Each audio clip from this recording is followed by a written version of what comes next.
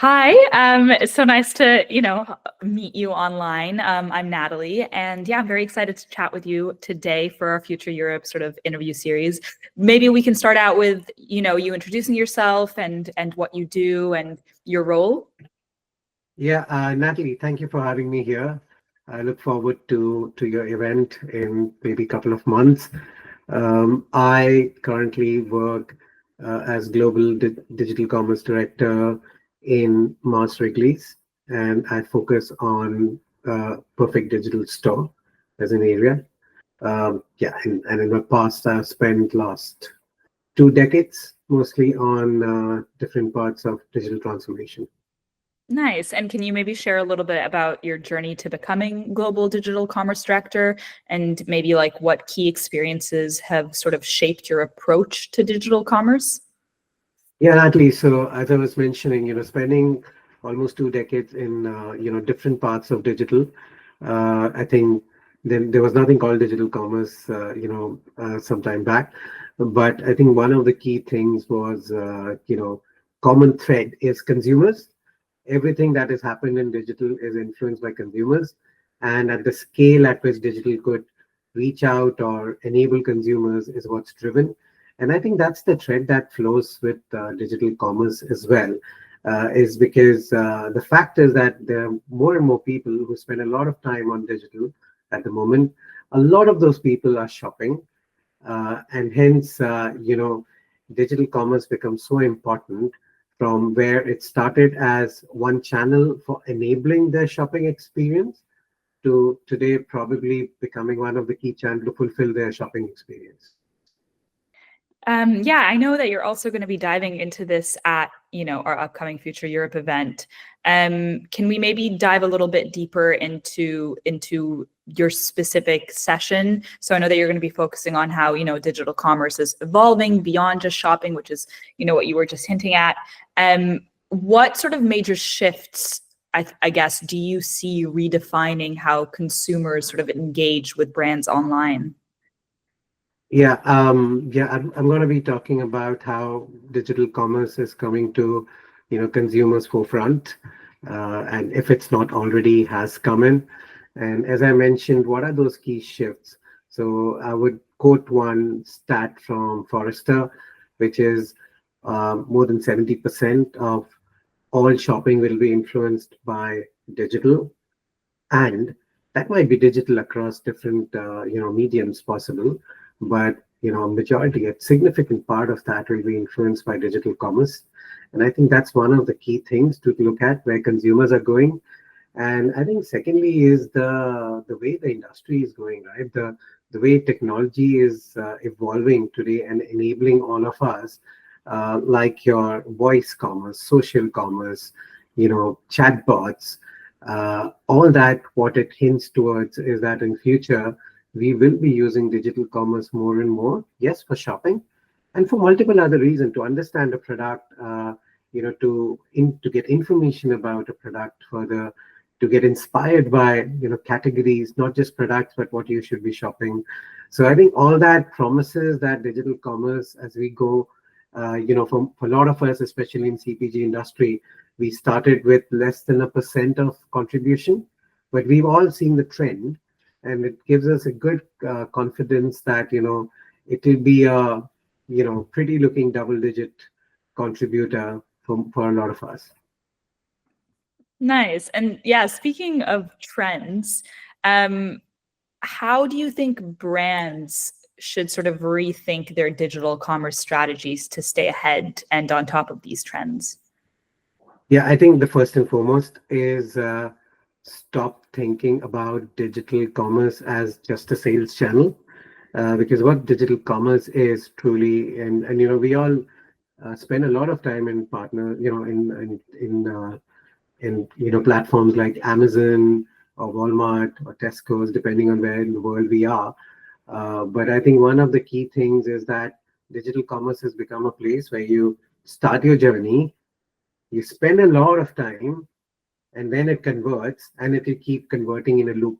So I think one of the key things is that how do we start looking at it as a omni consumer channel and not just as a sales channel. And what does that mean for then brands and marketers is that you will all of a sudden start looking at it as an integrated part of your marketing channel and not just one of the subsets which is sitting in a corner. And currently, sometimes no one knows whose job is it to fulfill, those requirements. And hence, my only thing is that bring it in the heart of your, marketing plans, and then see what role it plays. And be fair to it. If it doesn't play a big role, some brands it might not. But if it does, then start seeing that, how can you leverage the opportunity which exists here. Yeah, I think that makes a lot of sense. Just to continue sort of on that sort of thread, what do you think are some of the, in your experience, the most effective quick wins in digital commerce that those businesses can maybe implement today to drive growth and efficiency? I think first and foremost, if people have not done it, please ensure you get your brilliant basics in place. The beauty of digital commerce is that what it requires is very few things, and they're very, very simple. To name a few, availability. Often people think, whose job is it? It's everyone's job. It is a marketing job. It's a commercial job. It is a supplier's job. Because if you don't have a product, it's very difficult to buy it, right? Same goes for content, right? We all your brilliant basic content like titles, your mobile hero images, your reviews and rating, that can take you so far. But often what happens is we start thinking about much more complex. How do I make a brand store? Of course you do it, but get the brilliant basics in place. So I would say as a quick win, definitely get the brilliant basics in place. Stay curious. A lot is changing very, very fast. And hence, how do we keep adopting it actually? And guess what? For everything that's evolving, brilliant basics will still play the most important role to enable them. Like an example of, let's say, voice commerce will not work if you don't have great, definitions or descriptions of your products online. So yeah, I can't stress more on this point that get your brilliant basics in place, and it'll take you pretty far. You sort of answered my next question, so I'm going to jump ahead into the future. What do you think the future of digital commerce looks like? Are there any sort of again, going back to trends, any groundbreaking trends or innovations that currently excite you the most? Yeah, means often I speak about same time next year, what will we talk? And I think there are a few trends. First and foremost is really, really critical, nothing consumer facing, but data. In a lot of our businesses, we have a too much data problem. We have a lot of data, but we don't know what to do. We stare at it. We sometimes pick up some numbers, but one of our partners said that if you had to take decisions yourself without automation, you have to take 237,000 decisions a month. So there is that much of data. So I think the first opportunity lies is where we will be heading is that how will AI help us to analyze that data to help us get the next best actions. That's the first. Second, again, with automation and AI, when you know this next best action, that means a lot of job to be done. And that's where I think with AI and the agentic frameworks coming in, a lot of what we need to do can get automated.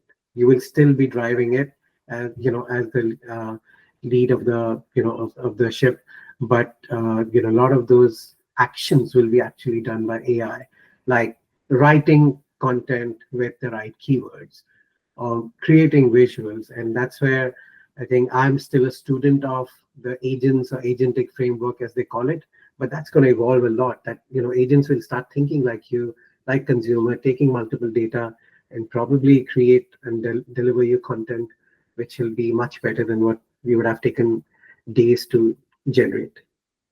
I would say the third one, again in the same theme of agents, and I don't know if there's a term for it, but I started calling it silent commerce or saw commerce, which happens in the backend, which is there are a lot of your decisions that you need to take, which I think the agents or these kind of conversation commerce can actually start taking for you, right? Some of those might be very mundane daily jobs of reordering your pet food, which you know exactly what you're going to buy, or reordering your weekly supply of your mints or gums, which you already know what you need and it can be already done.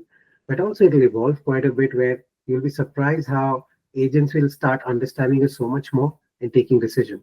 So it sounds a little creepy, but I think there will be a day that before we know what we want, it lands on our doorstep, delivered. So I think that's one of the key opportunity that I see, that how AI and agents will help us to automate a lot of interactions and analytics in future. Speaking of AI, what are maybe the biggest misconceptions about AI within, the digital commerce world? And how do you think these businesses can sort of navigate those misconceptions more effectively? Yeah, I'll stick to one, and I really and it's a very common one. You would have heard it, which is that whole scare that AI will take my job. Uh, I would say add a bit to that. AI will take my job to the next level, right? So look, the things are going to change, but it's up to us how we leverage the opportunity, and hence are we learning or riding on AI to take our outcomes to almost 100x, and while doing that also saving some time for yourself so that you can do stuff that you really enjoyed, and hence passing on all the monotonous boring work which gets done automatically, right? So I would say that's the biggest misconception, is that AI is going to take everything, but probably it's just going to help you do a lot more. Yeah, I really like that. I'm going to try to remember that. AI is going to take your jobs and make it better. I think that's really great advice. And you're right, a lot of people originally had that scare, but I think everyone's sort of warming up to the idea that AI are definitely making, or is definitely making, our jobs a lot more efficient and better, and like helping us sort of, like you said, advance to that next step and think about things in a different way, and have more time for different things that we didn't necessarily have time for in the past. I guess moving a little bit away from AI and digital, I'm wondering what you think the relationship between, digital commerce and physical retail will look like within, or evolve to be like, in the next few years, because obviously physical retail is also really important. Yeah. Yeah, and the terminology of omni-channel has been there for a while, omni-commerce, omni-channel, but I think now is the time is right, and I think it's already happening. If you think yourself, step into a consumer shoe, how many decisions you take sitting at home and executing in a shop, and vis-a-vis how many times you've seen something in the shop, you're not ready to just decide, and you come back and buy, right? So it's already happening. I think in coming time, it will just get so much more integrated. And I think there are bits which are already happening, right? And especially if you are in markets like UK or Europe or US, that, the joke goes that, is our retailers trying to make us do their job? Because you literally are going and scanning everything, going to the counter, billing yourself. But what it's done is that it's amazingly, you'll see the cash tills have become so much lesser in the grocery shops, and hence what's happening is that adoption. That means that there's so much adoption of technology already happening in the shop. Yeah, coming back to the relation between online and offline, I think we are heading to a world very soon where it will be so much more seamless that you might have started a shopping basket online. When you reach to the shop, that basket shows in your handheld device, that barcode device, and it almost guides you to where to find in the best way to get your stuff. And the opposite of that, you might have wanted to buy something in the store, but it's not available. But by the time you check out, you already know that, okay, this will be delivered to you in next couple of hours in your house, So I believe it will be so much more integrated in both online and physical. And to add up to that, currently we are looking at just commerce channels, like your e-commerce channel. We're talking about retail stores, but what's coming is it's just expanding. We know what's happening on social commerce. What does that mean is that this just expands because all of a sudden your social interactions are also becoming commerce. So it's becoming quite connected. So I'm sure that omni-channel dream is coming true very fast. Yeah, that's a really good point. Digital is still connected even in retail. Yeah. Now I want to sort of move away from the technicalities and logistics of everything and move a little bit more into sort of like your role.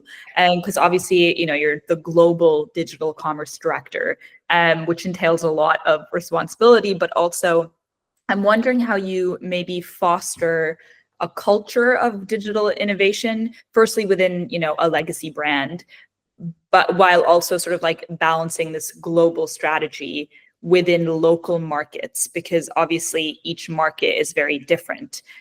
So those are two separate questions, I guess. The culture within a legacy brand, and then also balancing that sort of global strategy and local market execution. Yeah, it's interesting you say that markets are very different because that's what we discuss almost day in and day out. And I think that's where the beauty of a global, that is global added with local model works so well. And I think that the key remains is commonalities before difference, because that's what happens.